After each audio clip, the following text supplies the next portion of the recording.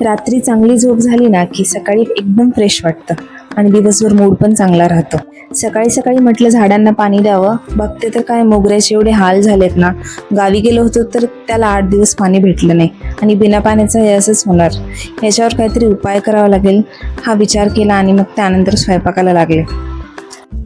तर आज जेवणामध्ये बनणार होती वांग्याची भाजी. कोणी कोणी त्याला वांग्याचं भरीत पण म्हणतं.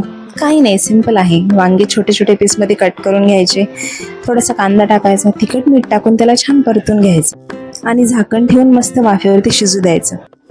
मी किचनमध्ये आल्यानंतर याचं माझ्याजवळ काय काम असतं काय माहीत, पण तो कंटिन्यू माझ्याजवळच उभा असतो.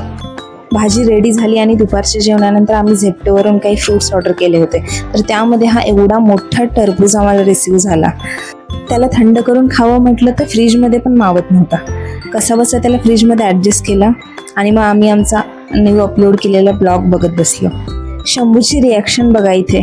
त्याला असं वाटते मम्मा टी व्हीमध्ये काय करते, पण त्यानंतर त्याने एक क्यूट स्माइल दिली. मे बी त्याला समजलं की मम्मा आता यूट्यूबर मम्मा झाली आहे.